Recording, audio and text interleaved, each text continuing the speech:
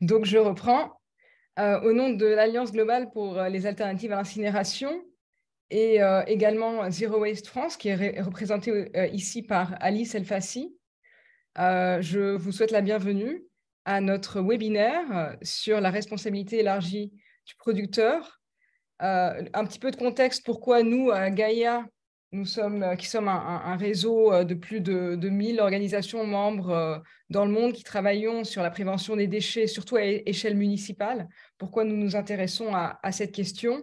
Eh bien, vous avez peut-être entendu parler des négociations sur un nouveau traité plastique dont la deuxième phase va démarrer à Paris dans 2 semaines. Eh bien, dans ce contexte, de nombreux pays s'intéressent à la REP comme solution à la crise de pollution plastique, et notamment sous 2 angles. Est-ce que la REP est une solution de financement et est-ce qu'elle permet réellement de s'attaquer à la surproduction de plastique? Et donc, étant donné que l'expérience française est souvent citée comme exemple, les fameuses écomodulations dont on entend beaucoup parler à l'étranger sans vraiment comprendre de quoi il s'agit, eh bien, nous avons désiré collaborer donc avec Flore Berlingen, avec nos invités Claire Tournefier et Nicolas qui nous rejoindra un petit peu plus tard pour justement examiner l'expérience française sous ces deux perspectives. Alice, si tu veux rajouter un mot, je te passe la parole. Merci. Oui, bonjour à toutes et tous. Merci d'être nombreuses et nombreux aujourd'hui. Donc, du coup, moi, aujourd'hui, je représente Zero Waste France, qui est donc l'ONG nationale, membre à la fois de Gaïa au niveau international, de Zero Waste Europe aussi, qui lutte pour la réduction des déchets et du gaspillage des ressources en général. Et donc, aujourd'hui, voilà, on va essayer de montrer en quoi la REP est effectivement un instrument qui peut parfois faire rêver à l'international sur voilà, la mise en œuvre du principe pollueur-payeur, mais qui en réalité a beaucoup de limites. Et on va pour ça prendre quelques exemples à la fois sur les emballages, sur les jouets aussi, avec nos invités. Voilà.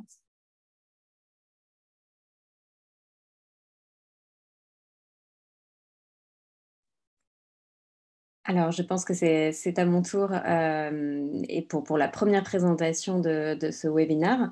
Alors, je vais vous faire un petit focus, un petit exposé sur la question des écomodulations dans l'ensemble des filières REP françaises et en particulier celle des emballages.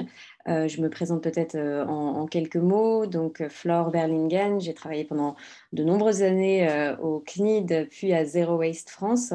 Donc, je travaille sur la question des déchets depuis un certain temps et en particulier sur les filières de responsabilité élargie du producteur, les REP, et sur la question du recyclage.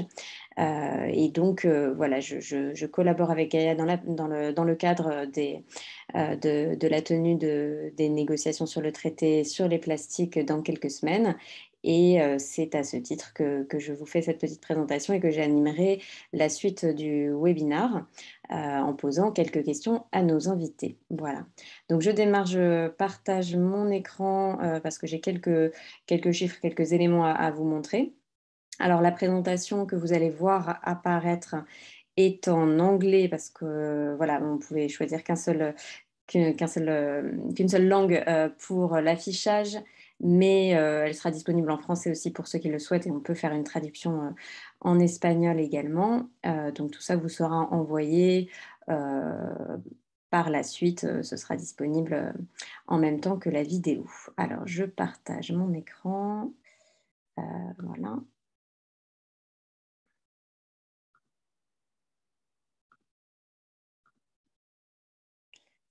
Donc, normalement, c'est bon. Voilà, je démarre. Donc, la question posée est simple. Est-ce que les écomodulations dans le cadre des REP françaises, est-ce qu'elles fonctionnent? Est-ce qu'elles sont efficaces? Petit retour sur quelques définitions avant de commencer. Cyrine et Alice ont évoqué le principe pollueur-payeur. C'est effectivement le principe fondateur des filières REP et des écomodulations. Le principe pollueur-payeur, il a deux objectifs, deux facettes. La première, c'est d'apporter un financement pour la gestion des déchets, pour la prévention des déchets. Donc, il a un rôle de financement. Et l'autre objectif, c'est d'orienter les comportements, d'orienter les choix, en l'occurrence dans le cadre des REP, orienter les choix des metteurs sur le marché, des producteurs, dans le sens d'une meilleure éco-conception des produits qu'ils mettent sur le marché. Donc le principe pollueur-payeur, il se traduit par plusieurs mécanismes dont les REP, les filières de responsabilité élargie du producteur. Le schéma français des REP, le schéma majoritaire, même si en théorie, il y a plusieurs options pour se conformer à l'obligation de responsabilité élargie du producteur, mais disons que dans la quasi-totalité des cas, en France, les filières fonctionnent sur le modèle de l'éco-organisme, donc PRO en anglais, donc ce qui figure à l'écran. Donc les producteurs, les metteurs sur le marché versent des éco-contributions selon ce qu'on appelle un barème amont. Les verse à l'éco-organisme qui ensuite va financer des activités de gestion des déchets, soit via les municipalités, les collectivités locales, soit via des opérateurs, dont des opérateurs du secteur non lucratif. Alors, les éco-organismes sont dits plutôt financiers ou plutôt opérationnels, selon qu'ils vont gérer directement ou pas directement les déchets de la filière en question. Donc, c'est au niveau des éco-contributions qu'on va parler des éco-modulations. Alors, là aussi, quelques petites distinctions, des définitions et distinctions un peu techniques, mais qui ont leur importance. Les éco-modulations, c'est différent de ce qu'on appelle les barèmes, la modulation des barèmes. C'est-à-dire que avant même de parler d'éco-modulation, les éco-contributions, elles peuvent être variables selon différents critères. Par exemple, dans la filière emballage, les contributions sont modulées selon le matériau choisi et s'il dispose ou pas d'une filière de recyclage fonctionnelle. Elles vont aussi dépendre du poids, bien sûr, de l'emballage en question et du nombre d'unités d'emballage considérées pour le produit. Donc, voilà, c'est difficile de voir une présentation en anglais, de continuer à parler en français, pardonnez-moi. Donc, ces éco-contributions sont modulées. Et ensuite, dans un deuxième temps, elles sont éco-modulées. Donc, les éco-modulations se rajoutent par-dessus un barème qui est déjà modulé. Les éco-modulations, donc elles ont pour objectif de renforcer le caractère incitatif du dispositif. Incitatif en faveur de l'éco-conception, d'une meilleure recyclabilité des emballages, si on prend l'exemple de la filière emballage. Ces éco-modulations, elles peuvent être de deux types.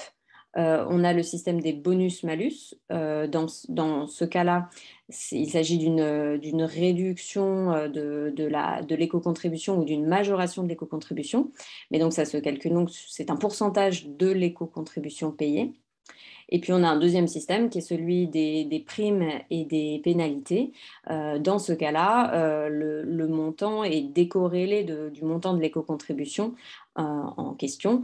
Par exemple, dans la filière emballage, une prime va être versée pour l'incorporation de matières premières recyclées, le choix d'un matériau qui comporte de la matière première recyclée, et ce, quel que soit le montant de l'éco-contribution qui est versé par ailleurs. Donc, voilà, ce sont deux systèmes un petit peu différents, mais qui vont globalement un peu dans le même sens. Il s'agit de manier soit le bâton, soit la carotte, mais tout ça pour orienter les choix des producteurs. Enfin, en théorie, parce que, comme on va le voir, l'impact de ces éco-modulations est quand même relativement limité. Donc, pour illustrer tout cela, je vous propose de faire un petit focus sur la filière emballage. Donc, la filière emballage ménager, juste pour repréciser, elle existe depuis 1992 en France. C'est l'une des premières filières REP qui a été instaurée en Europe, à peu près en même temps que la première filière REP allemande, pour les emballages également. Et donc, elle comporte un système d'éco-modulation.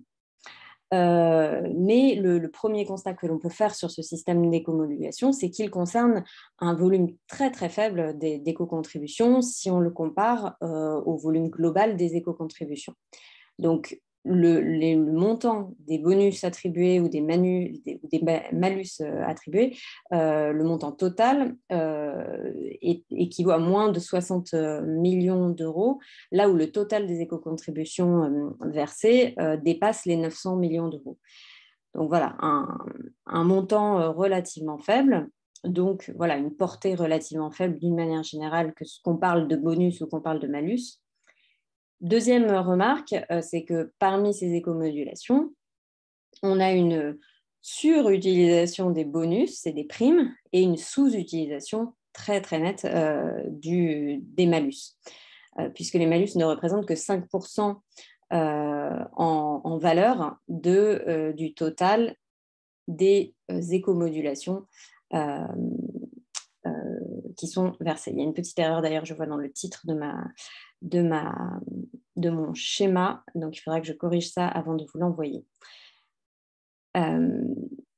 Troisième remarque sur ce dispositif d'éco-modulation dans la filière emballage.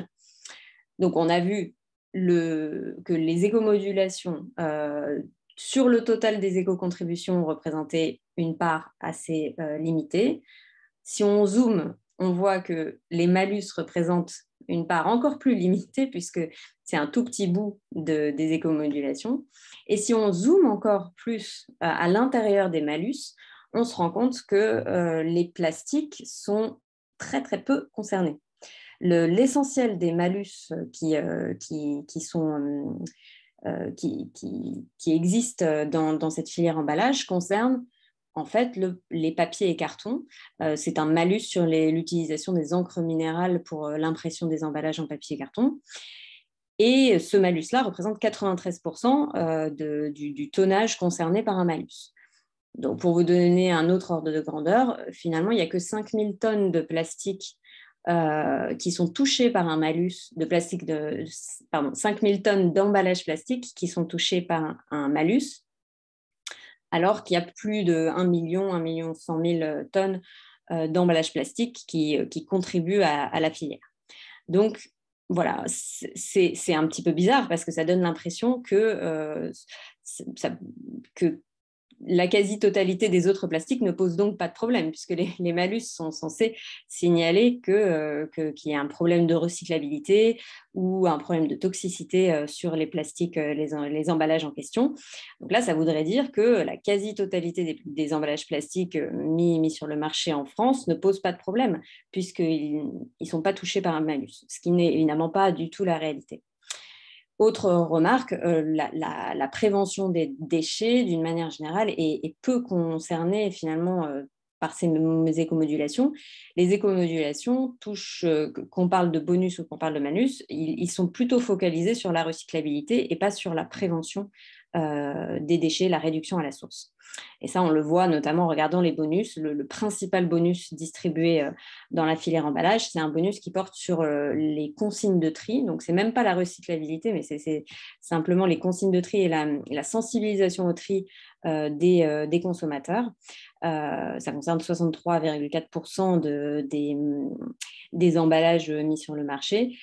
Donc, c'est finalement l'essentiel du dispositif réside dans ce bonus-là, qui ne concerne ni la recyclabilité directement, ni en tout cas pas du tout la réduction à la source des déchets. Je termine rapidement parce que je vois que les minutes défilent. Je termine donc en élargissant aux autres filières et en vous faisant part de quelques remarques générales. Les constats que j'ai faits sur la filière emballage, donc les éco-modulations pèsent pas très lourd parmi les éco-contributions, les malus sont sous-utilisés et finalement la réduction des déchets et la question des plastiques sont peu abordés par les éco-modulations. Ces constats-là, ils peuvent se faire aussi dans les autres filières. Si je prends par exemple un autre exemple, celui de la filière textile, dans cette filière-là, il existe seulement 3 bonus. Il n'y a aucun malus. Et voilà, seulement 3 bonus, donc uniquement la partie incitative. Alors, on pourrait se dire, je fais une petite parenthèse, on pourrait se dire que ça revient au même finalement. Si on considère que le volume global des éco-contributions, il reste le même, finalement, manier la carotte ou le bâton, on pourrait se dire que ça revient au même. Moi, je pense que ça n'envoie pas du tout le même signal, mais on pourra peut-être en débattre après dans les échanges avec vous et dans les questions qui seront posées.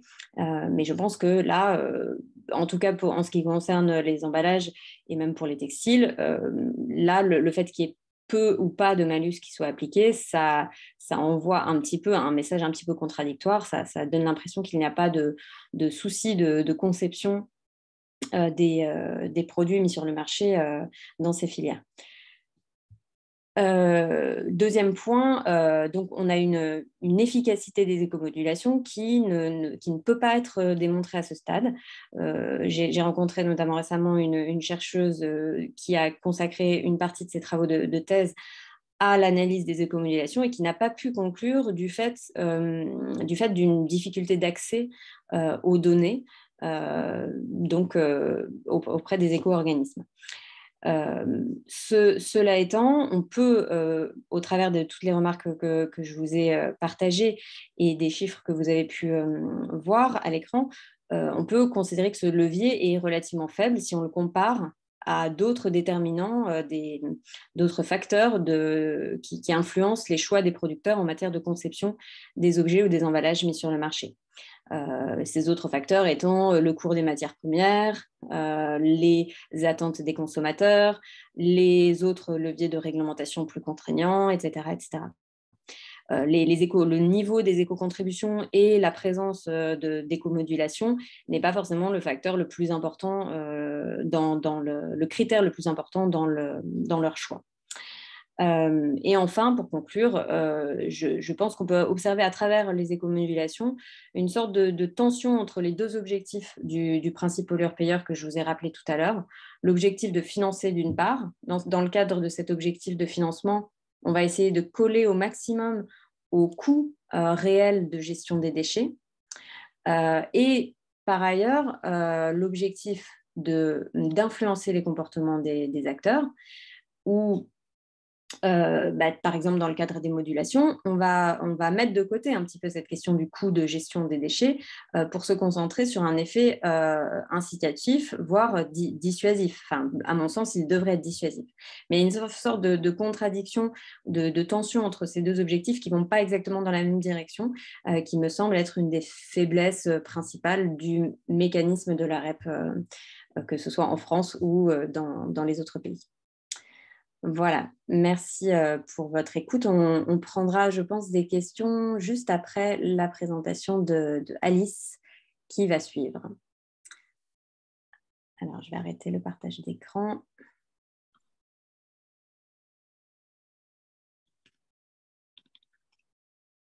Et donc, Alice, je vais prendre ma casquette d'animatrice et d'intervieweuse. Pour te demander, donc, toi en tant que responsable des affaires juridiques de Zero Waste France, mais ici aussi pour représenter le réseau consigne, et donc les acteurs de terrain du réemploi des emballages en France.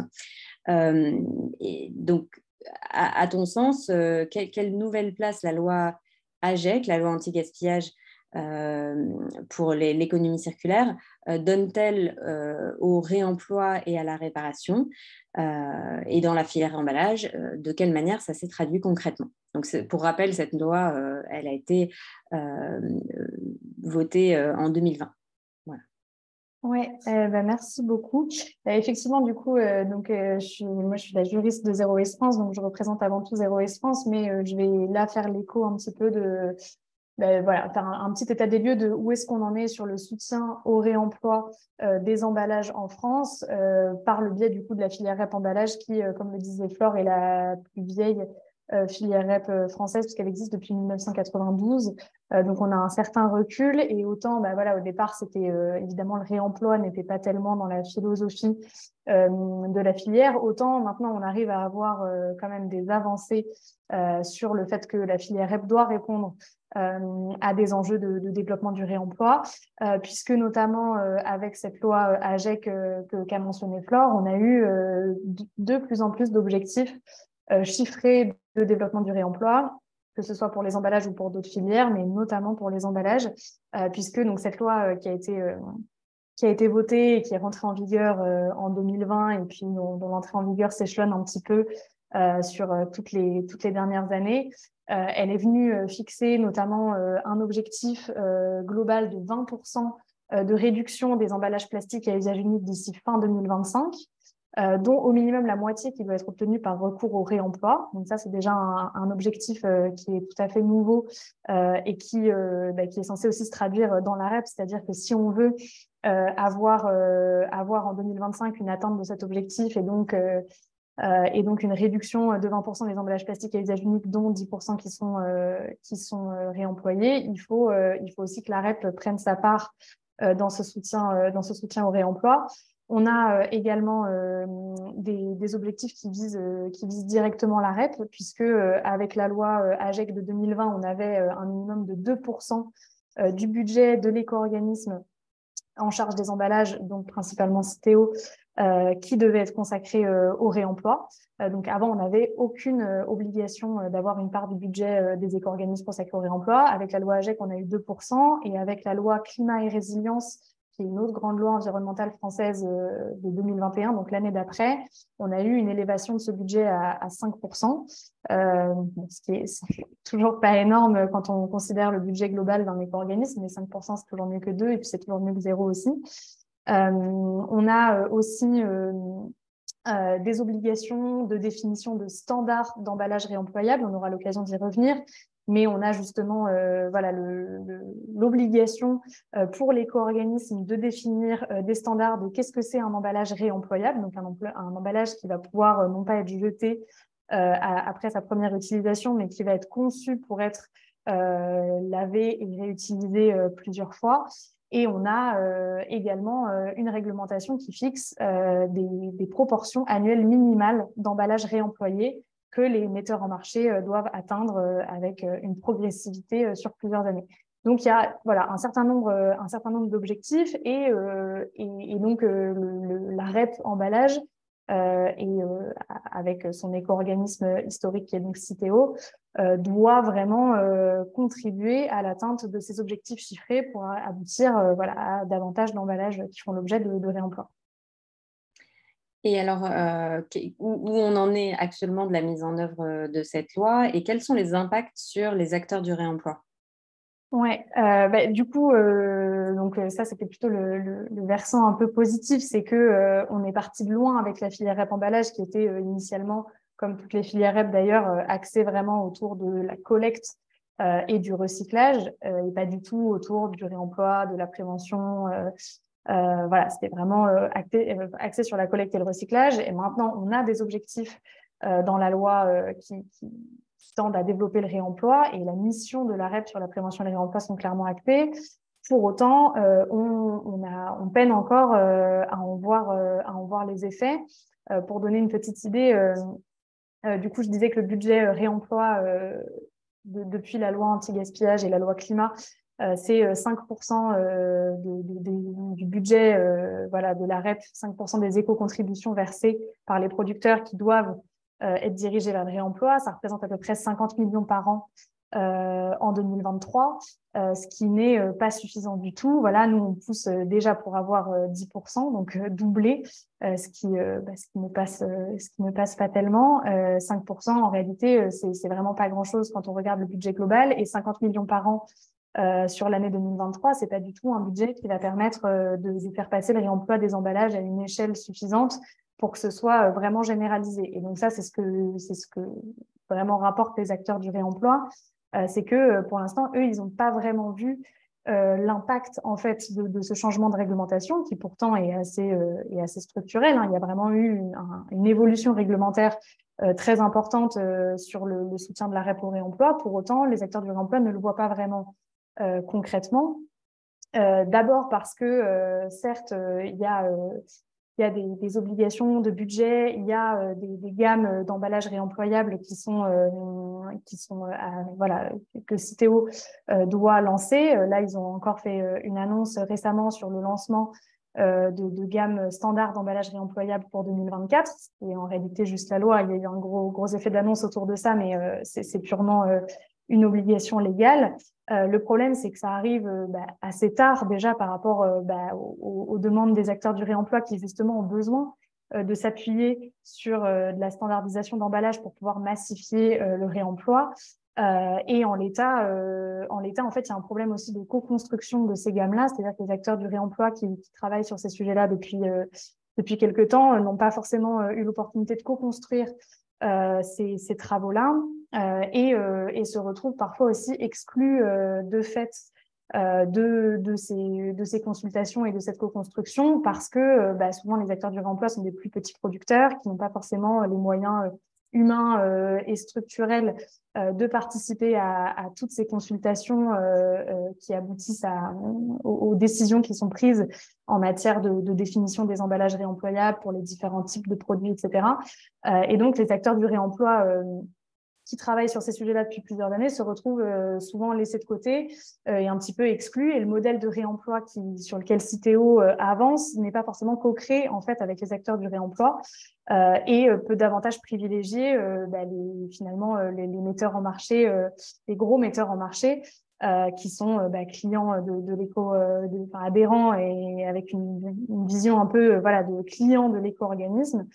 Qui sont obligés de se mettre au réemploi parce que maintenant la loi a avancé, a évolué et donc il y a des objectifs de réemploi. Mais voilà, les acteurs du réemploi plus petits se retrouvent un peu laissés de côté. Et actuellement, on ne voit pas vraiment l'impact en fait sur le nombre d'emballages réemployés mis en marché. Pour l'instant, on a eu des évolutions légales, mais la REP n'a pas du tout permis d'augmenter la quantité d'emballages réemployés mis en marché. On a du mal à avoir un chiffre exactement à donner puisque l'ADEME doit justement travailler sur cette comptabilisation des emballages réemployés avec certains critères, etc. Donc, pour l'instant, on n'a toujours pas de méthode de comptabilisation, donc c'est compliqué à chiffrer, mais on sait qu'il n'y a pas eu de passage à échelle du réemploi dans les emballages. Ça se voit d'ailleurs dans nos rayons de supermarché. Il n'y a pas eu de hausse significative. Malgré voilà l'avancée de la réglementation et l'intérêt des producteurs pour le sujet, on ne voit pas encore tellement la différence sur le développement du réemploi pour les emballages, quoi. Il est coupé ton micro. Enfin, ton micro est coupé. En termes d'attribution de financement par l'éco-organisme principal, donc Citeo, même s'il en existe un deuxième qui s'appelle l'ECO, les acteurs du réemploi qui existaient déjà, ont-ils pu quand même bénéficier de ces nouveaux financements, ou est-ce que ces nouveaux financements sont venus remplacer des financements précédents? Comment ça se passe de ce côté-là? Oui, alors déjà, on a quand même assez peu de recul parce qu'il faut le dire aussi qu'il y a eu quand même un retard assez important pris dans l'application de la loi AGEC. Et cette hausse en fait de montant du budget de Citeo dédié au réemploi à 5%, en fait, on commence à l'avoir seulement maintenant parce qu'en 2022, il y a eu beaucoup de retard qui a été pris. Et là, voilà, on est sur 50 millions pour l'année 2023, mais on a encore du mal à en voir les effets. Et surtout, effectivement, il y a eu un effet pervers de substitution des financements. Puisque en fait, avec cette évolution de la réglementation, on est parti du principe que c'était vraiment le rôle de la REP que de financer le réemploi. Et donc, ça c'est aussi venu se substituer à certains financements, notamment des financements ADEME. Donc, l'ADEME, je crois que ça fait plusieurs fois qu'on la cite. Je ne sais pas si c'est OK pour tout le monde, mais donc l'ADEME, c'est l'agence publique dédiée à la transition écologique en France et donc rattachée au ministère chargé de l'environnement. Il y avait des financements ADEME dédiés au développement du réemploi qui finalement existent encore, mais sont par exemple davantage dédiés aux emballages pour la restauration, parce qu'en l'état, il n'y a pas encore de filière REP pour la restauration. Elle est en train de se créer, mais n'est pas encore effective. Mais par contre, le réemploi des emballages ménagers, on s'est dit, OK, maintenant, c'est financé par la REP, puisque la loi le permet et l'impose.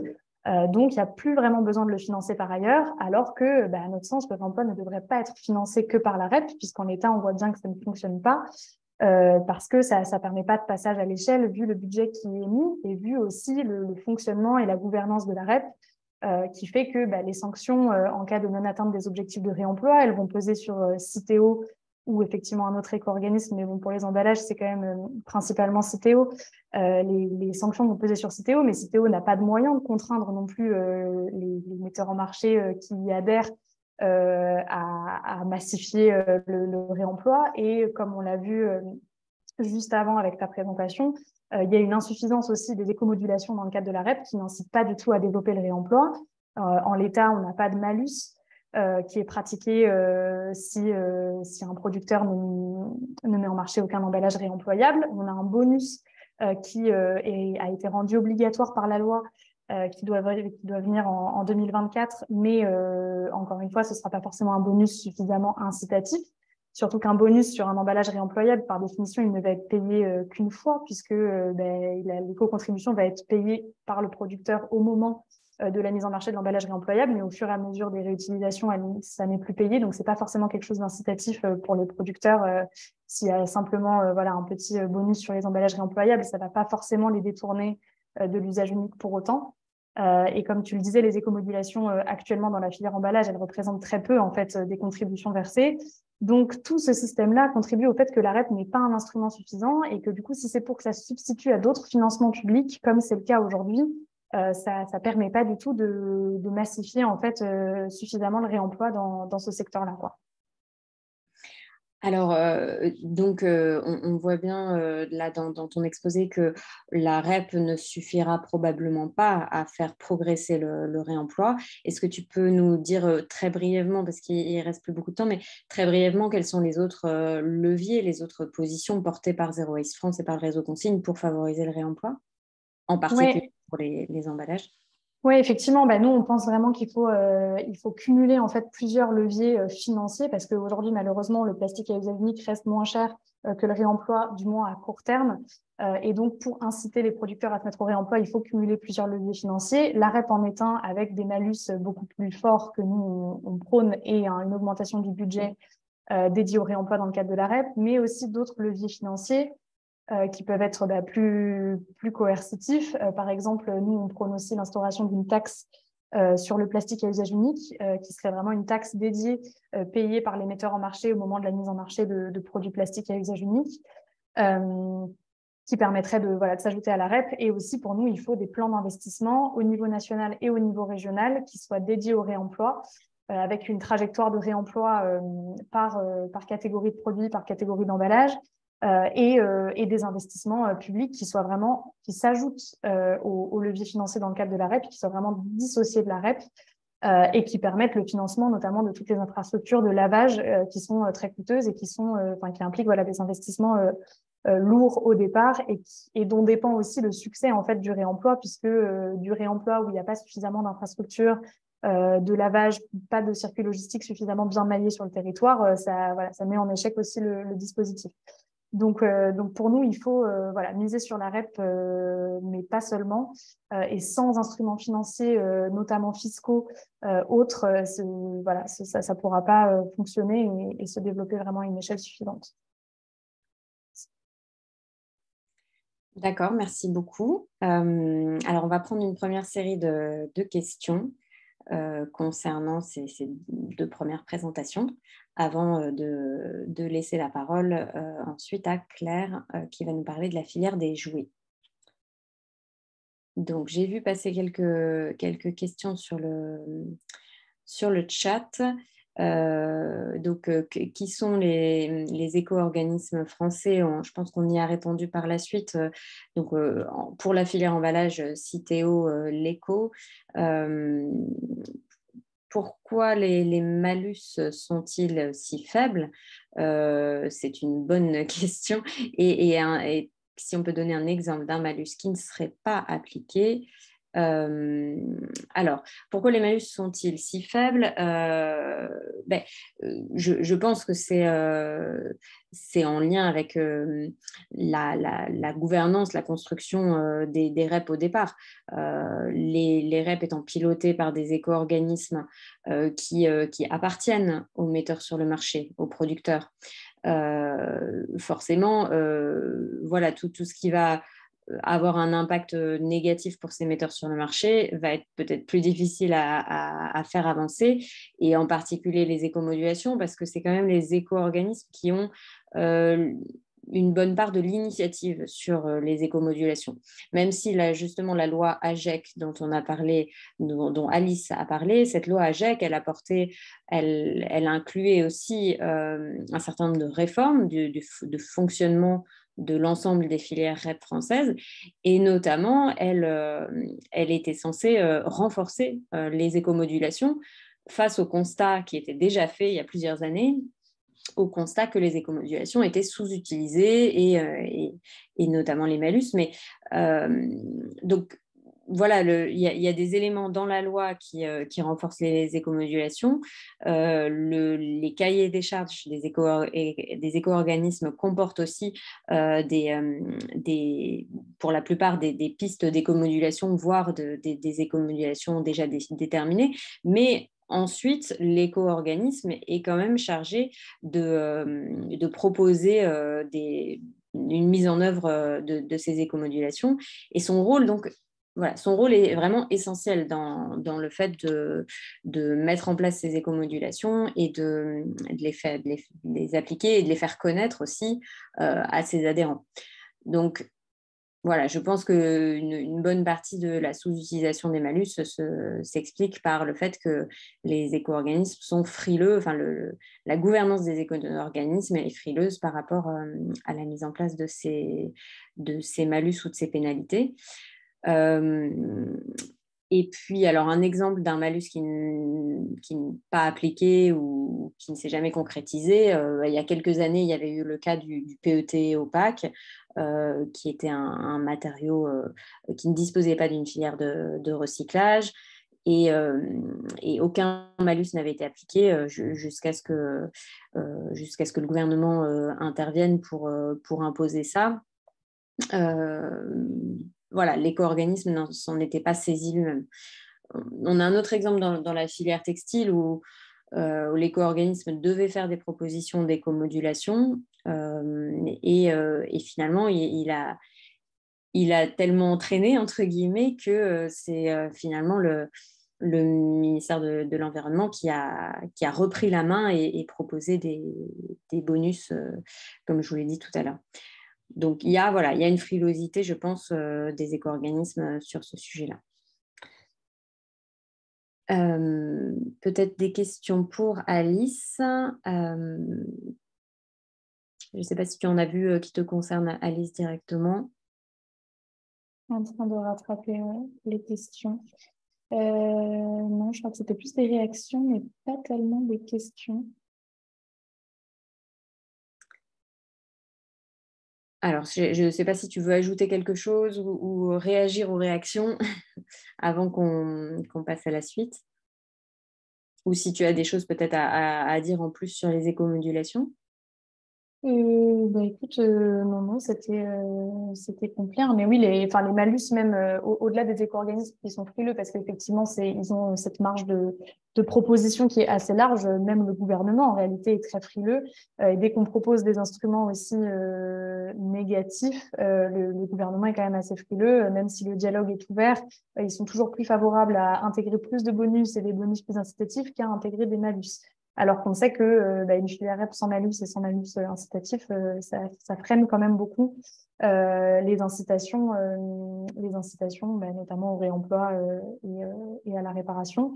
Mais c'est vrai que les pouvoirs publics sont pas très réceptifs sur le sujet et sont vraiment frileux, surtout dans le contexte aussi économique récent, à imposer des malus aux acteurs, quoi. Donc, en fait, même quand le ministère se retrouve à se substituer ou en tout cas à pousser dans un certain sens au moment de l'élaboration des cahiers des charges, ils sont, eux non plus, pas très favorables à intégrer plus de malus, c'est ce qui explique qu'il y en ait si peu aujourd'hui, quoi. D'accord.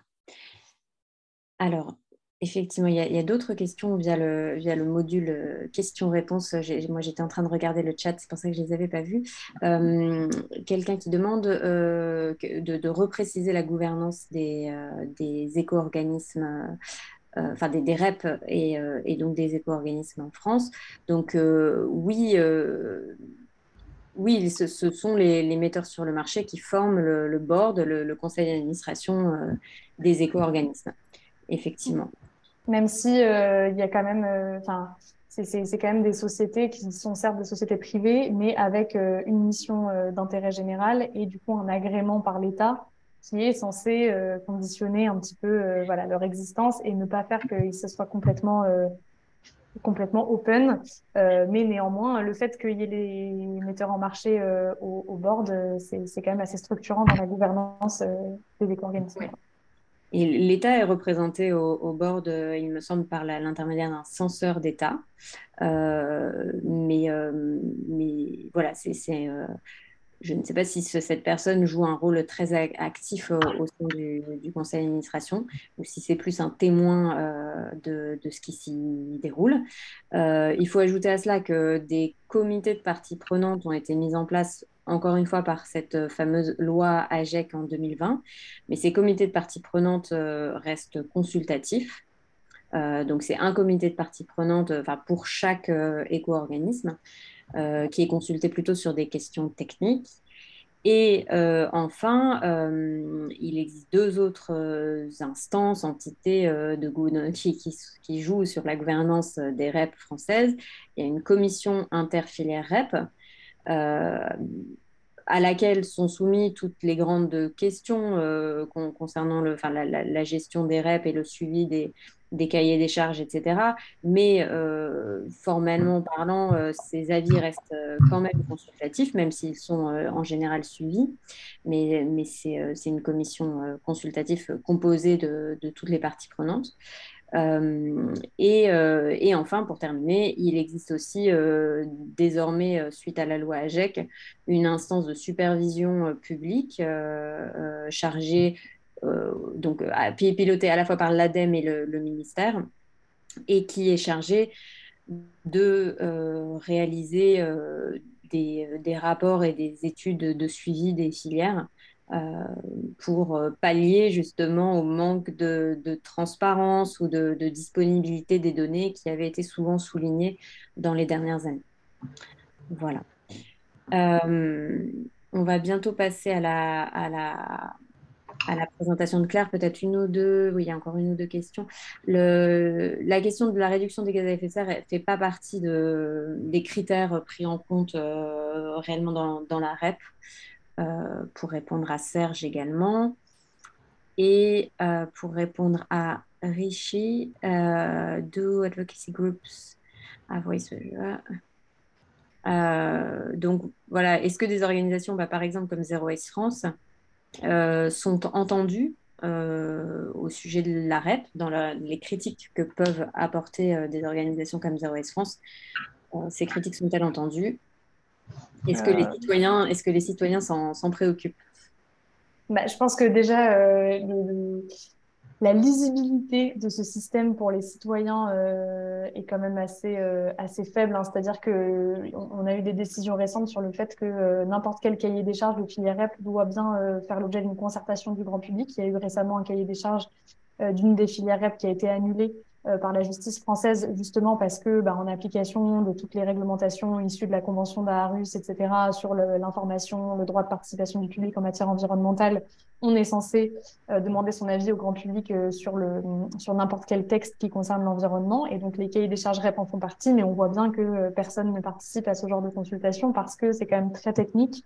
Voilà, même nous, en tant qu'ONG, des fois, on a du mal à cerner toutes les technicités autour des filières REP et à avoir un avis vraiment parfaitement éclairé sur tout ça. Donc, là, je pense que l'avis citoyen autour des filières REP est quand même compliqué à se forger. Après, en tant qu'ONG, on est entendu. On est entendu, ça dépend sur quel sujet. Et ça ne veut pas dire que les décisions vont être prises en fonction. Après, il y a un espace de parole qui est dédié aux ONG. à la fois au sein de la commission interfilière REP, à la fois au sein des comités de parties prenantes. Ils sont obligés d'aller solliciter les associations de protection de l'environnement pour faire partie des comités. On a un collège dédié aux associations. Donc, il y a un espace de parole, il y a un espace de critique aussi. Après, c'est aussi comme ça qu'on a obtenu des évolutions réglementaires dont j'ai eu l'occasion de parler sur le soutien accru au réemploi, la création de fonds dédiés au réemploi, à la réparation, tout ça. C'est aussi de par le plaidoyer des ONG qu'on y est arrivé. Mais sur la critique du système de la REP et notamment de sa gouvernance, du problème de conflit d'intérêts dans la gouvernance des éco-organismes, etc., on est encore très loin d'être complètement audible, quoi.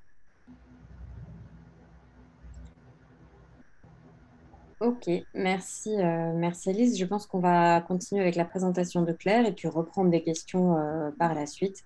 Claire et puis Nicolas qui devraient nous rejoindre en cours de route. Alors, Claire, donc, qui est avec nous. Claire est la fondatrice de Rejouer, qui est une association qui porte une activité d'atelier d'inclusion socio-professionnelle qui donne une seconde vie aux jouets. C'est donc une association qui est l'un des pionniers du réemploi spécialisé et qui a accompagné de nombreux porteurs de projets, ce qui a abouti à la création d'un réseau qui s'appelle Rejouons Solidaire. Donc Claire, vous avez été, donc Rejouer et Rejoint Solidaire, vous avez été très favorable à la création de cette REP sur les jouets. Donc je le précise à nouveau, une REP qui a été créée aussi par la loi AGEC. Et vous avez même été force de proposition. Est-ce que vous pouvez nous expliquer un petit peu quelles étaient vos motivations, vos positions et nous raconter ce processus? Oui, bonjour à toutes et tous. Très contente de partager voilà, cette création de REP. Donc, effectivement, moi, je suis la fondatrice de l'association Rejouer. Et depuis le démarrage de l'activité de réemploi de jouets, on a beaucoup documenté, tracé notre activité. C'est-à-dire que, voilà, on a tracé les flux rentrants de jouets, on a tracé la production de réemploi de jouets par catégorie. On a été toujours très ouvert aussi à faire découvrir notre activité aux différentes instances politiques, qu'elles soient départementales, régionales et nationales. Donc, on a beaucoup invité les décideurs et ceux qui font les lois aussi à venir voir concrètement comment on travaillait, qu'est-ce qu'on faisait avec ces jouets et tout le process de réemploi très spécialisé et très qualitatif de notre activité.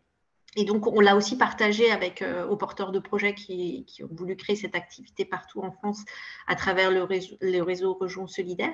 Donc, le fait d'avoir participé voilà, à faire connaître cette activité très spécialisée à ces différents décideurs publics nous a valu de participer en amont de la loi AGEC à la feuille de route de l'économie circulaire et d'apporter aussi tout une part de données quantitatives et qualitatives, puisqu'on a travaillé aussi avec des cabinets d'études pour mesurer notre productivité par catégorie de jouets, donc avoir préparé en fait cette REP en se disant qu'on aurait besoin de prouver quels étaient les coûts de réemploi par catégorie, puisqu'on voit bien qu'il y a des jouets qui sont quand même moins réemployables que d'autres. Il y en a qui sont produits en très grande quantité, il y en a qui ne se recyclent pas. Et donc, on avait documenté beaucoup cette action. Et donc, on a fourni, en fait, dans la construction de cette REP, on a travaillé avec les cabinets d'études mandatés par l'ADEME. L'ADEME qui, pendant 2 ans et demi, a construit un rapport pour mesurer en fait les coûts à la fois de collecte, les coûts de réemploi, les coûts de recyclage de cette filière. Donc, on y a contribué en apportant des données qui étaient très rares sur le marché du réemploi, puisque en fait, nous, en tant qu'acteurs spécialisés, on était quasiment les seuls à avoir ces données assez précises. Donc, nous, notre espoir, c'était vraiment que voilà, ces données soient utilisées pour construire des soutiens réalistes pour soutenir notre activité, qui était principalement soutenue sur le pilier de l'insertion sociale et professionnelle, puisqu'on accompagne à peu près 72 personnes en insertion pour réaliser ce travail de réemploi. Et donc, on allait chercher des financements complémentaires pour créer cette activité et la déployer. On a fait un premier changement d'échelle en 2017 et on a rendu visible ce changement d'échelle. Et donc, on a contribué à toute l'élaboration de cette REP en dialoguant avec l'ADEME, en fournissant des données, en aussi discutant après, une fois que la REP était lancée par l'État, votée dans la loi AGEC. On a aussi rencontré les députés préalablement de la loi AGEC pour leur expliquer notre activité, parce que peu connaissaient cette activité très spécialisée, et pour leur expliquer là où il y avait des freins majeurs à son développement et son déploiement, notamment la partie foncière, puisque cette activité de collecte et de traitement de ces jouets nécessite de l'espace, du volume et donc des mètres carrés qui sont assez chers en région parisienne. Et puis, des problématiques de traitement de ces jouets dues au fait qu'on est déconnecté de la réalité des produits, enfin de la constitution des produits initiaux. Et que nous, voilà, dans notre idée de REP, c'était vraiment de la co-construire avec les metteurs en marché à terme. Et voilà, on s'est vite rendu compte, malheureusement, que ça ne serait pas le cas. Et c'est un peu ce qui s'est passé. Donc, en fait, si on résume, vous avez joué le jeu à fond, vous avez fourni toutes vos données économiques, techniques, donc pour permettre de préfigurer cette REP, de la calibrer. Et donc le résultat, par contre, voilà, ne correspond pas tout à fait à vos attentes. Est-ce que vous pourriez nous expliquer comment le soutien au réemploi fonctionne dans cette toute nouvelle REP jouée actuelle et quels sont les problèmes que vous rencontrez? Alors, effectivement, cette étude de préfiguration réalisée par l'ADEME a permis de proposer des coûts pour le réemploi. Sachant que ces coûts de réemploi étaient intéressants pour évaluer le fonds réemploi, qui est un nouveau dispositif dans la loi AGEC et dans les filières REP. Donc, le premier biais qui s'est posé, en fait, et qui a été un biais, en fait, qui aura des conséquences quand même assez négatives sur le développement de cette filière et même son efficacité, c'est les objectifs fixés de réemploi. Puisqu'en fait, pour calculer le montant global de ce qui sera donné au fonds réemploi pour faire ce réemploi, c'est calqué sur les objectifs de réemploi. Donc, plus les objectifs sont minimisés, plus le montant affecté au réemploi est minimisé. Donc, en fait, dans l'élaboration de cette filière, il y a eu un moment où l'État a dû, avec les parties prenantes, et on en faisait partie, indiquer l'objectif. Et au lieu de se dire, on a tous un objectif ambitieux ensemble de développer le réemploi, sachant que les données n'étaient pas forcément intégrales, totales, mais qu'il y avait du potentiel. Et ça, on le sait tous, parce qu'un jouet, c'est 8 mois d'utilisation. Donc, on sait tous que concrètement, il y a du potentiel. Mais au lieu de se fixer un objectif fort, intéressant et d'y ajouter de l'investissement pour atteindre, l'objectif quand même a été de réduire, de minimiser ces objectifs de réemploi pour en diminuer l'enveloppe globale et pour diminuer les coûts. Donc ça, faute de données, pourtant l'ADEME avait produit des données, hein, mais il y a quand même eu cette bataille sur, attention, en l'état, les structures de réemploi existantes n'auront pas la capacité à faire. Au lieu de se dire, donnons-nous ensemble la capacité de faire, c'était plutôt réduisons les objectifs parce que de toute façon, ils ne sont pas atteignables. Et donc, pourtant, l'ADEME avait indiqué aussi qu'il fallait un plan d'investissement. Bon, mais tout ça, ça n'a pas été suivi. Donc, la réduction des objectifs fait maintenant que le fonds réemploi est minimisé. Ensuite, il y a eu des coûts évalués par l'ADEME pour faire ce réemploi qui donc provenait des données qu'on lui avait fournies et d'autres données issues d'autres réemployeurs. L'éco-organisme a complètement revisité ces données, a considéré que ces données n'étaient pas bonnes et a considéré qu'il fallait refaire une étude. Donc, ils ont refait une étude en reprenant, en prenant attache avec 4 structures en France, et ils ont recalculé les coûts de réemploi, qui bien sûr ne sont pas les mêmes que ceux établis dans le rapport de l'ADEME préfiguratif, 10 fois inférieurs. L'État a invalidé malheureusement ces coûts de réemploi minimisés, sans contestation. Alors évidemment, je pense qu'il y a des arbitrages entre le réemploi et le recyclage dans cette filière. Mais de toute façon, le réemploi étant, le montant des éco-contributions affectées au réemploi étant plafonné à 5%, l'éco-organisme en charge de cette filière a décidé de dépasser ce montant, mais comme il est basé sur la base du calcul est mauvaise, en fait, on se retrouve avec un petit pourcentage dédié au réemploi. Pour vous dire, pour que vous vous rendiez un peu compte de la matérialisation de ce soutien, ça veut dire que sur chaque jouet vendu, il y a 0,29 euros, 29 centimes d'euros qui sont dédiés pour le réemploi. Et en fait, ça, si on le rapporte au prix du neuf du jouet, qui est un jouet neuf en moyenne, c'est 18,20 euros en moyenne, bah, ça fait 0,01% du prix du neuf.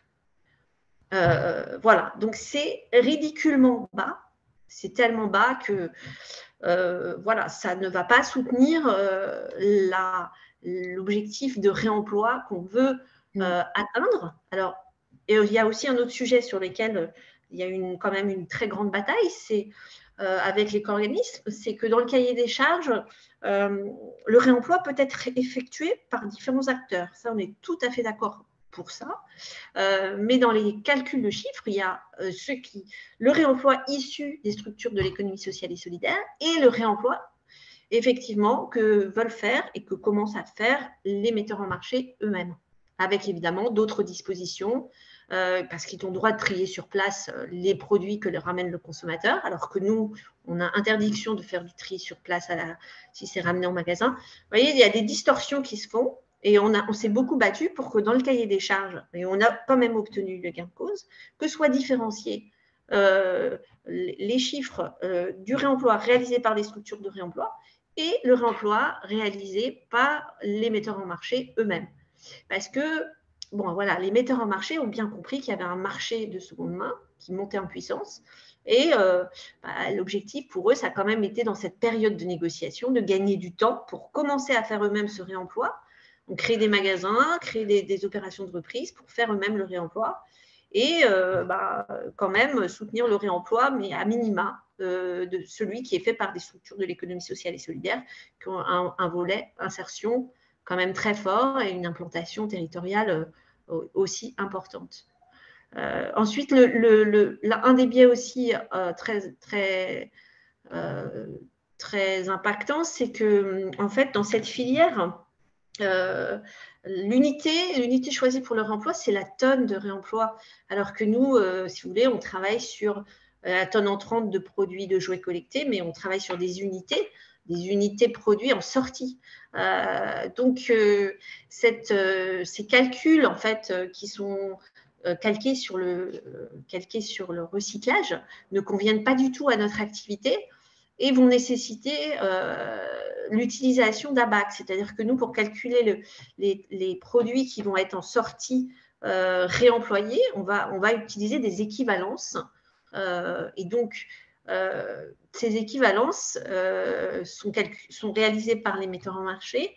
Elles ne sont pas toujours très, très, très fiables. C'est-à-dire qu'il y a un potentiel risque qu'on se trouve avec plus de poids dans l'équivalence que celui réalisé. Parce que quand la traçabilité qu'ils ont souhaité, c'est 3 catégories de jouets, alors qu'il en existe plus d'une dizaine dans les catégories marché. Ils ont donc aggloméré 3. Qui sont les jouets d'intérieur, les jouets d'extérieur et les puzzles et les jeux de société.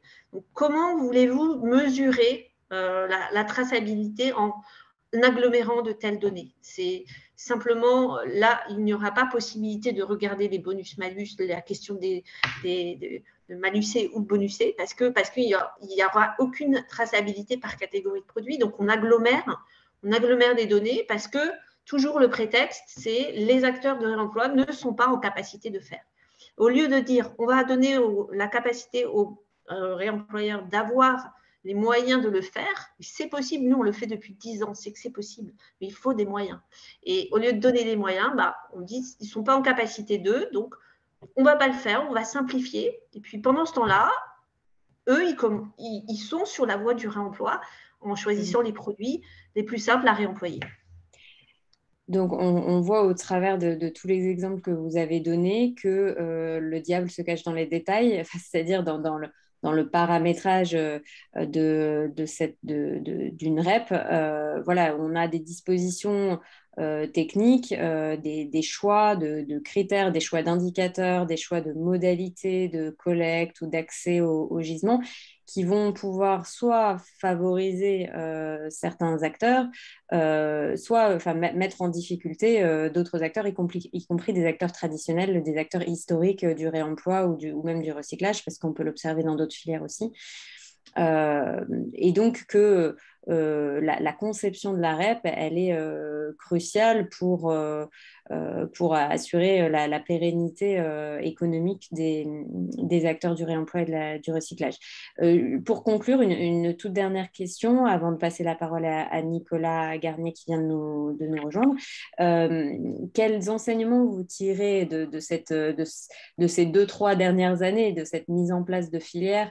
Quelles seraient vos recommandations pour les différents types d'acteurs qui peuvent être concernés par la mise en place d'une REP, pour vos homologues dans d'autres pays, par exemple?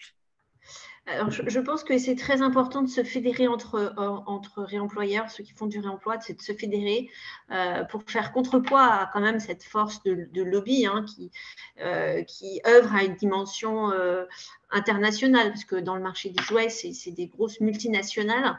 Je pense que sur certains secteurs produits, c'est la même chose. Donc, on a besoin de se fédérer, de se parler en amont, et surtout, on a besoin de documenter nos pratiques, de recueillir de la donnée fiable, de la partager en amont pour être fort dans ces discussions, dans ces échanges.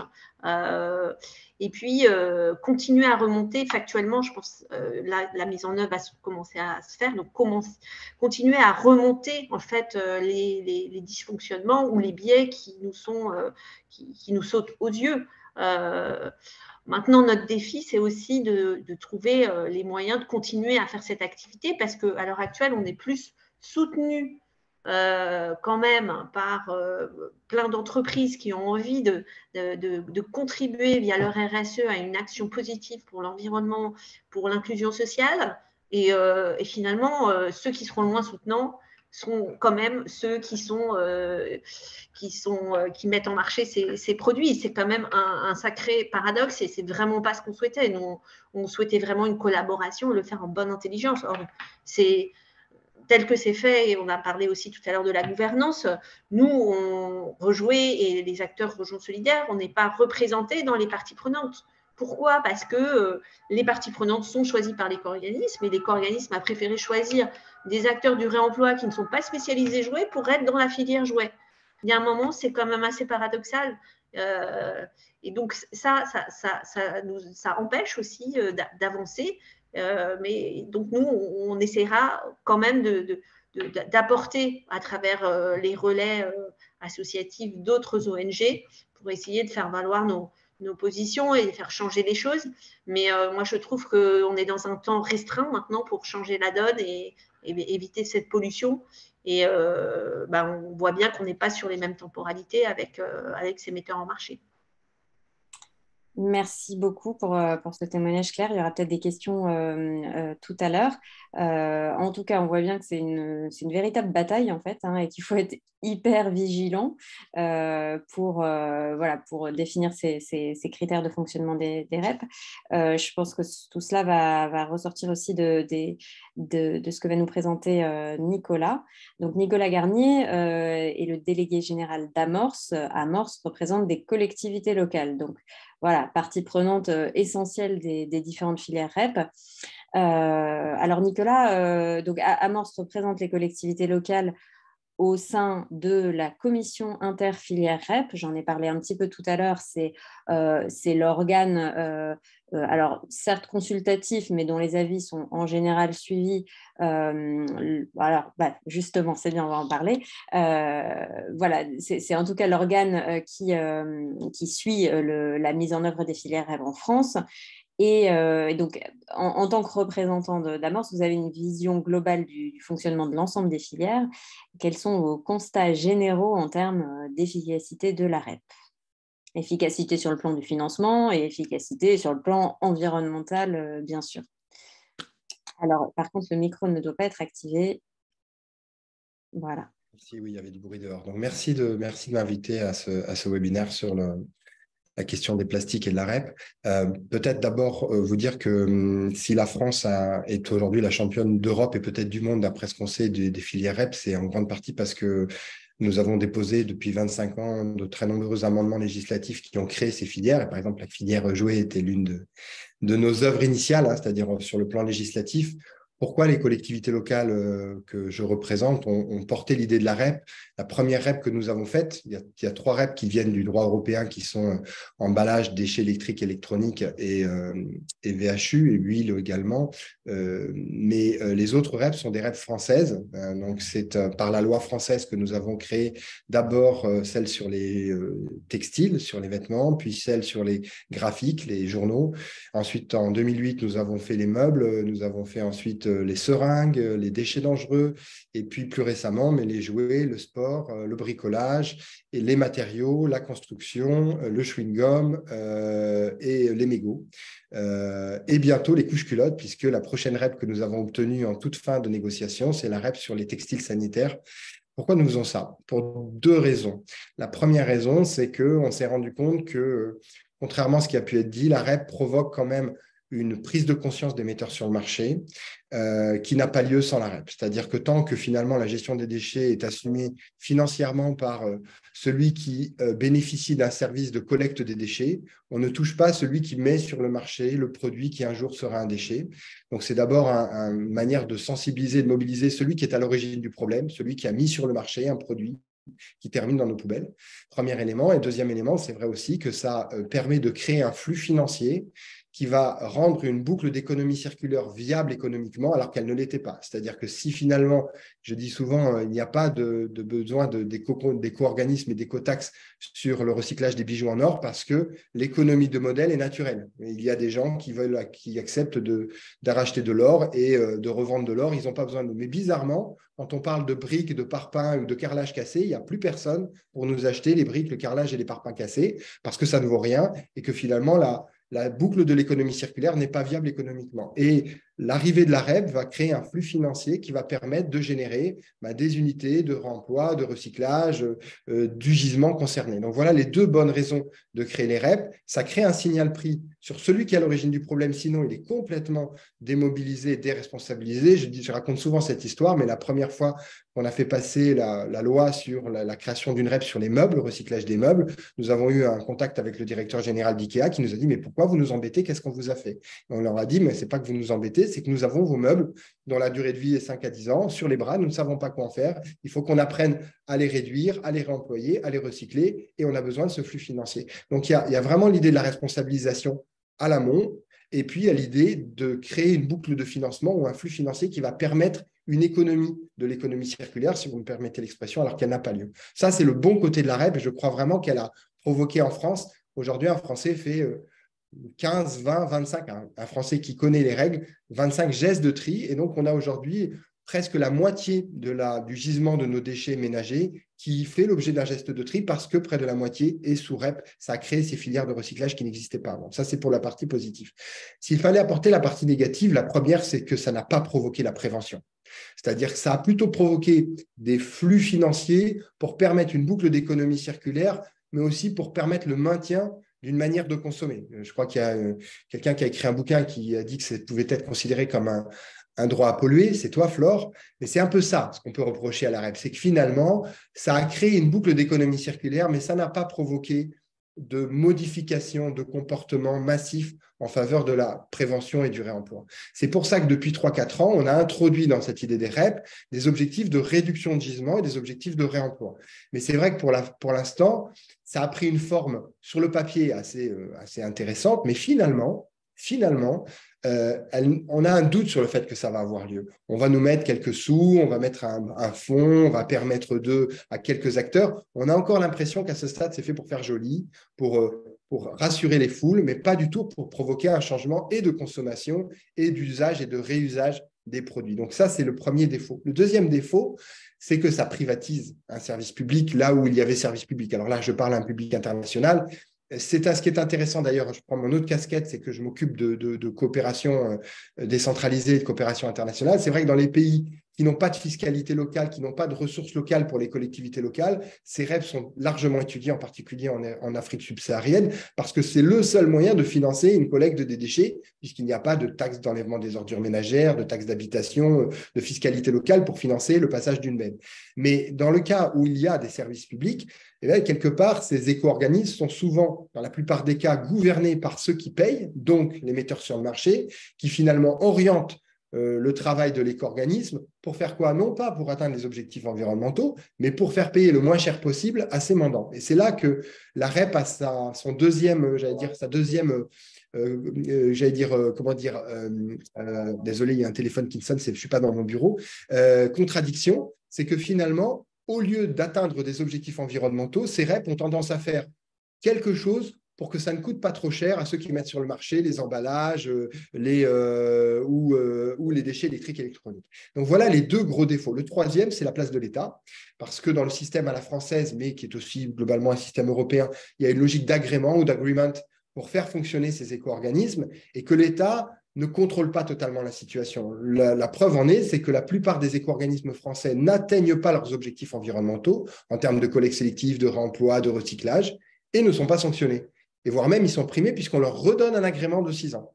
Donc, ça montre que l'État n'arrive pas à jouer pleinement son rôle qui est « je t'ai délégué un service public », c'est une sorte de délégation de service public, et tu vas le faire à la place de l'État parce que tu es le représentant des metteurs sur le marché, et in fine, quand il n'atteint pas ses objectifs, il ne se passe pas grand-chose. Donc, on est aussi dans une phase où on essaye de renforcer le dispositif pour créer des sanctions plus brutales, plus systématiques, pour que l'éco-organisme ne dise pas « est-ce que j'ai intérêt à collecter sélectivement 1 tonne de plus ?» ce qui est meilleur pour l'environnement, si elle est recyclable, bien sûr, et si elle est recyclée, ou j'ai intérêt finalement à avoir moins de collecte sélective parce que la tonne de plus, il va falloir que je la paye plus cher. Est-ce que j'ai intérêt à réemployer 1 ou 2 objets de plus, mais ça va me coûter plus cher, ou est-ce que j'ai intérêt à en employer moins parce que je sais que ça va me coûter moins cher? Et c'est ça la dualité d'un éco-organisme, c'est qu'il est partagé entre économiser le coût d'une politique environnementale et atteindre ses objectifs. Alors, Nicolas, juste on me signale que le débit est un petit peu rapide pour l'interprétation. Moi, je voudrais rebondir sur 2 points pour approfondir.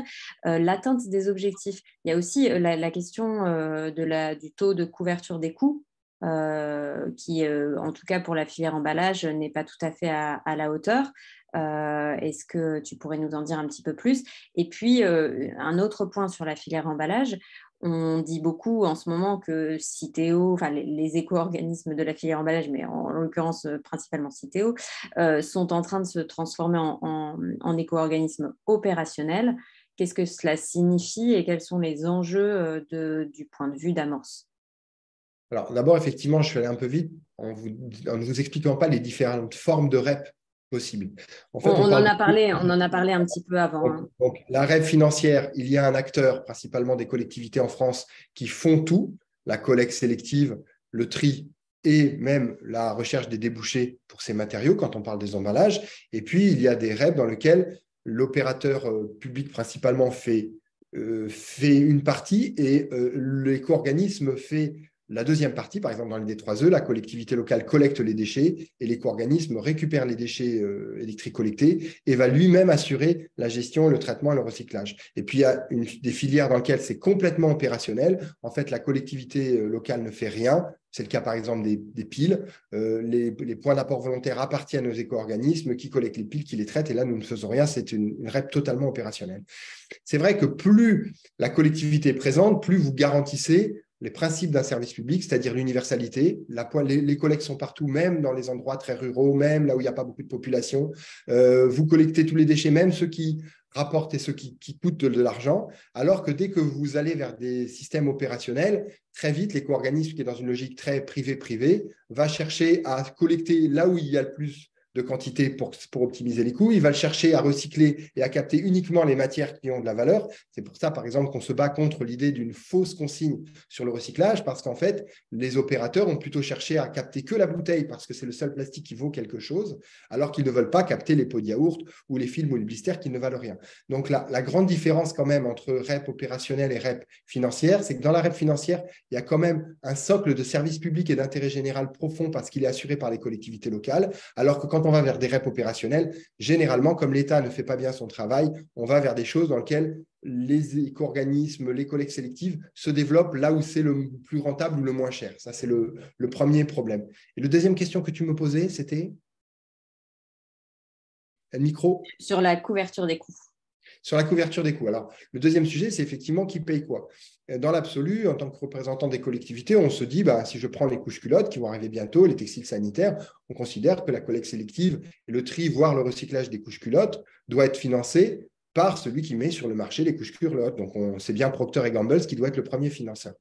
Dans la réalité, la directive européenne sur les déchets prévoit effectivement un taux, je vois qu'il faut que je parle encore plus doucement. La directive européenne prévoit un taux de prise en charge maximal à 100%, mais dans un certain nombre de cas, finalement, le taux de prise en charge est inférieur. Dans le cas, par exemple, des emballages en France, finalement, on a mis en place un système de coûts de référence liés à des scénarios théoriques de collecte qui font que, in fine, les collectivités françaises sont financées à peine 50% de ce que ça leur coûte. C'est pour ça que nous nous battons pour que Citeo, les emballages, payent pleinement la totalité du coût de la collecte sélective.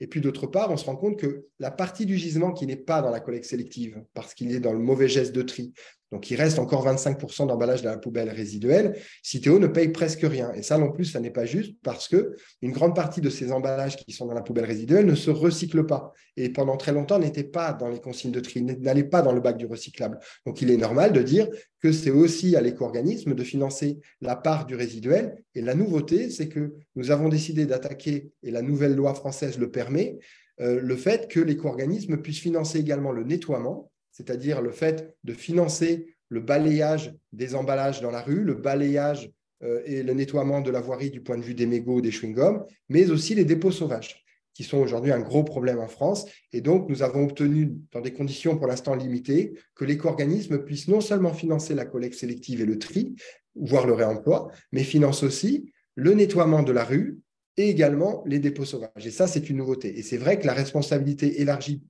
du producteur de demain, c'est une responsabilité qui obtient des résultats en termes de réduction des mises sur le marché, qui obtient des objectifs chiffrés en termes de réemploi, mais qui finance aussi le nettoiement et les dépôts sauvages qui sont un vrai fléau à l'échelle européenne également.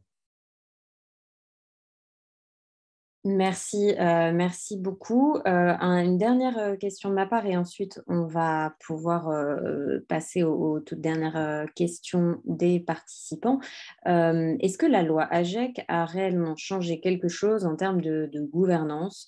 On attendait quand même beaucoup de cette loi AGEC en termes de réforme du fonctionnement des filières pour plus de transparence, une gouvernance plus partagée, un suivi et une surveillance accrue des filières. Est-ce que ça s'améliore alors ou pas? Trop peu. C'est-à-dire que ça s'est amélioré, mais le premier problème que l'on a, c'est un problème de data. C'est un problème de suivi, de métrologie. Par exemple, aujourd'hui, nous ne sommes pas certains de la quantité d'emballage consommée par les Français en dehors de leur foyer. Donc, c'est difficile d'établir des performances s'il nous manque une partie du gisement. On ne sait pas quelle est la part des déchets électriques et électroniques qui restent dans les poubelles résiduelles. Donc, il y a un problème de métrologie. C'est pour ça que dans la loi AGEC, on a introduit le fait que l'ADEME avait des nouvelles financements, même un prélèvement sur l'éco-contribution pour financer le suivi des REP. C'est une bonne chose, mais elle est encore très, très loin de pouvoir être complètement efficace. Deuxièmement, c'est vrai que la loi AGEC a introduit l'idée de sanctions, c'est-à-dire ne pas atteindre son objectif expose l'éco-organisme à des sanctions, ce qui était autrefois pas le cas. Autrefois, la seule sanction, c'était de perdre son agrément. Et si on perdait son agrément, on n'avait plus personne pour financer la collecte. Donc, c'était un peu la bombe nucléaire qu'on ne pouvait jamais utiliser. Là, il y a des dispositifs de sanctions. Sauf qu'en fait, elles ne sont pas systématiques, elles sont même politiques. Et à ce stade, elles n'ont jamais été utilisées depuis 3 ans. Donc, on a progressé parce qu'on est censé mieux suivre, mais il manque encore énormément de data. Et d'autre part, on était censé avoir progressé parce qu'il y avait j'allais dire, des risques de sanctions en cas de non-atteinte des objectifs environnementaux. Et aujourd'hui, elles n'ont jamais été activées, ce qui pousse, par exemple, la nouvelle filière qu'on est en train de créer, qui était énorme sur les déchets de matériaux et de bricolage et de la construction, à plutôt jouer la montre et à attendre que l'État intervienne en sanction. Et en attendant cette sanction, il ne se passe rien. La REP sur les matériaux aurait dû commencer dès le 1er janvier dernier. On est fin mai ou mi-mai. Il n'y a toujours pas de lieu où on peut collecter sélectivement, financé par la REP, les matériaux en France. Il y a des lieux où on peut collecter sélectivement, mais c'est financé par les impôts locaux ou par les opérateurs directement. Donc, il y a encore, on n'a pas gommé les grands biais de la REP aujourd'hui. C'est le combat à venir.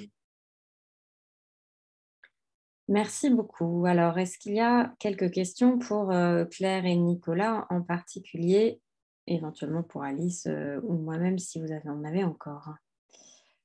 Je vois dans le chat. Peut-être s'il n'y a pas de questions, Flore, juste moi je voudrais vraiment, s'il y a un public international, dire que la REP, c'est vraiment un formidable outil qui mérite d'être perfectionné. Mais vous voyez, par exemple, il y a 3 ans, quand on a fait la REP sur le matériel de sport, on a rencontré des grandes marques de sport qui ne savaient pas dans quels matériaux étaient faits les produits qu'ils vendaient. Donc, ne sachant pas dans quels matériaux ils étaient faits, ils n'avaient absolument pas prévu de les recycler, de les réemployer, etc. Et ça, ces REP provoquent quand même un changement de positionnement de celui qui met sur le marché. Ça crée une forme de responsabilisation et ça crée un flux financier. Maintenant, il faut créer une responsabilité entière et il faut créer un système financier entier. Mais globalement, moi, j'invite les autres pays, on est très, très sollicités à Morse pour en faire quasiment un deuxième métier, on n'a pas le temps, mais à explorer et à mettre en place ces dispositifs de REP bien au-delà de ce que prévoient en particulier les textes européens, puisque les textes européens ne prévoient pas de REP obligatoire en dehors de l'emballage déchets électriques et électroniques. Or, en français, ça produit à peu près 600 kilos de déchets. Il n'y a aucune raison pour qu'il n'y ait pas 600 kilos de déchets qui soient sous REP, sous éco-contribution. Donc, je peux vous donner les prochaines REP. On se pose la question sur les CD et les DVD. On se pose la question sur le matériel des animaux domestiques, en particulier les litières, qui nous posent des gros problèmes. On se pose la question des ustensiles de cuisine. On se pose la question des briquets. Voilà, il n'y a aucune raison qu'il y ait des produits qui ne fassent pas l'objet d'une éco-contribution de celui qui met sur le marché ce produit pour assurer la bonne fin de vie, la bonne réutilisation ou la prévention des déchets. En tout cas, du point de vue du financement, une REP donc qui apparaît pour Amorce incontournable, du point de vue de la prévention des déchets et des objectifs de réemploi et de recyclage, j'imagine que vous êtes aussi favorable à d'autres leviers complémentaires à la REP. Oui, mais par exemple, sur la REP, là, c'était la réunion dans laquelle j'étais. Aujourd'hui, Citeo, donc l'éco-organisme français, n'a pas d'objectif de réduction des quantités d'emballage. Donc, nous allons proposer, dans le cadre des négociations en cours, que Citeo ait un objectif de réduction. Aujourd'hui, Citeo n'a qu'un objectif de recyclage. Il n'a pas d'objectif de prévention. Et on ne peut pas se limiter à du réemploi des emballages. Il faut aussi qu'on arrête le déploiement d'emballages plastiques inutiles, en particulier les emballages individuels, des blisters, des films, etc. Donc, on pense quand même que la REP est un puissant outil. L'autre, on le connaît, c'est l'interdiction. Là, c'est encore plus simple, c'est d'interdire un certain nombre d'emballages, d'interdire, comme on a pu interdire les ballons de baudruche, les pailles, et voilà, il faudra aller vers l'interdiction. Mais si on ne va pas directement vers l'interdiction, notre solution, c'est de passer par la REP pour dire vous allez réduire de 10, 15, 20% vos mises sur le marché. Alors, il y a quelques questions précises, donc peut-être avec des réponses rapides pour qu'on puisse en prendre plusieurs. Claire, quelle est la plus grande installation, infrastructure actuelle dédiée au réemploi de jouets? Je pense que c'est pour avoir un ordre de grandeur en France. Le plus gros acteur de réemploi spécialisé, il traite... Alors, je pense que c'est effectivement, je pense que c'est Rejouer, spécialisé ne fait que ça. Je pense que c'est Rejouer. et on est allé jusqu'à 65 tonnes de jouets par an. Ce qui nous a valu des stockages externes, enfin bon, beaucoup de complications en termes de traitement parce que on a un espace qui est quand même grand mais qui ne peut pas accueillir toute la collecte. Et c'est bien ça aussi le problème, c'est que effectivement les mécanismes des REP incitent les metteurs en marché à agir, mais la première solution c'est de la collecte effectivement, mais si on n'a pas d'endroit pour collecter, si on n'a pas l'espace, si on n'a pas les moyens de louer des espaces, ça devient très, très compliqué. Mais je pense que Jouet est le principal acteur en France qui traite que ces produits. Oui. D'accord. Une question sur la nouvelle filière que tu as mentionné, Nicolas, sur les matériaux issus du bâtiment. Les collectivités peuvent-elles recevoir des aides des éco-organismes? Oui, bien sûr, c'est même le principe, hein. C'est-à-dire que le principe de l'arrêt bâtiment va être à la fois de créer un réseau de déchetterie professionnelle et de points d'apport professionnels ne passant pas par les collectivités locales, à proximité probablement des distributeurs de matériaux. Et par ailleurs, certaines collectivités locales auront la possibilité d'accueillir également des déchets de matériaux des petites entreprises et seront financées par l'éco-organisme pour faire cet accueil. Après, le problème, puisque la négociation est en cours, c'est est-ce qu'elles seront bien financées ou mal financées. Ça répond aussi à la question qui est posée sur le chat. Pourquoi des fois c'est mal financé? Parce que l'État fixe ce qu'on appelle un barème aval, c'est-à-dire les conditions financières de rémunération des collectivités locales qui font la collecte sélective ou le tri en lieu et place de l'éco-organisme, et que si l'État fixe des conditions financières mauvaises, elles sont généralement découplées de la réalité de nos coûts, et donc on n'est financé que sur une partie. C'est à ce moment-là que les collectivités décident éventuellement de renoncer à ces collectes sélectives pour que l'éco-organisme assume pleinement sa responsabilité en mettant lui-même en œuvre ses propres moyens de collecte sélective. Alors, c'est l'État qui fixe le barème aval, mais tout ça est quand même le résultat de négociations nourries. Absolument, nourrie et des fois tendue, très, très tendue. Par exemple, celle sur les matériaux est très, très tendue. On a quasiment claqué la porte des négociations et l'État était obligé de reprendre la main. Mais in fine, c'est quand même l'État qui arbitre. Donc, ça devient un enjeu politique, par exemple, actuellement, entre le ministre de l'écologie, le ministre des entreprises en France, pour savoir si la filière sera bien financée ou pas assez financée, et ce qui restera à la charge des collectivités locales. Donc, le rôle de l'État reste crucial. Une autre question sur la participation des REP au nettoiement et au dépôt sauvage. Sur quelles mesures, quelles données se fera les répartitions entre les différentes REP, entre les différentes filières? Très, très compliqué, effectivement, on va être dans ce sujet-là. Dans l'ensemble, on est pour l'instant sur Alors, sur le nettoiement. En fait, c'est la première REP qui va financer le nettoiement, ça va être les emballages. Donc, on va regarder effectivement la part d'emballage dans les déchets de nettoiement. Pour l'instant, ça va être que ça, et ça va peut-être se développer. Sur les dépôts sauvages, en fait, pour le moment, la loi dit financement par la REP au-dessus de 100 tonnes. Et au-dessus de 100 tonnes, c'est quasiment que du déchet de construction. Il n'y a pas de dépôt sauvage de 100 tonnes d'emballage ou de couches culottes, etc. Donc, ça va plutôt être la REP construction, la REP matériaux qui va financer les dépôts sauvages qui sont quasiment des décharges sauvages, en fait, à ce niveau-là. Ok, peut-être une dernière question, une ou deux. Comment garantir les principes du service public avec la REP, notamment l'universalité? Quelle marge de manœuvre des collectivités pour adapter les REP à leurs spécificités territoriales? Et il y en a une autre qui concerne aussi un petit peu Nicolas. Quels exemples de collectivités auraient cessé de mettre en place le tri sélectif pour forcer les éco-organismes à le faire? Alors, ça fait référence à ce qui a été mentionné peut-être, mais peut-être c'est un problème de compréhension. Non, mais j'ai bien compris le problème. Sur le service public, pour nous, le premier garant du service public, c'est l'État. C'est-à-dire que si l'État, dans son cahier des charges d'agrément, établit qu'il faut que la collecte sélective soit partout, y compris dans les zones rurales à faible densité, et que si l'éco-organisme ne le fait pas, il est sanctionné, l'éco-organisme fera cette continuité du service, cette universalité du service. Donc l'État a quand même une capacité dans son cahier des charges de garantir des missions de service public, universalité, continuité, équité dans les collectes sélectives ou les services rendus par l'éco-organisme. Mais jusqu'à présent, il ne l'a pas toujours fait ou pas assez fait. Des exemples de collectivités qui ont cessé de faire du tri sélectif.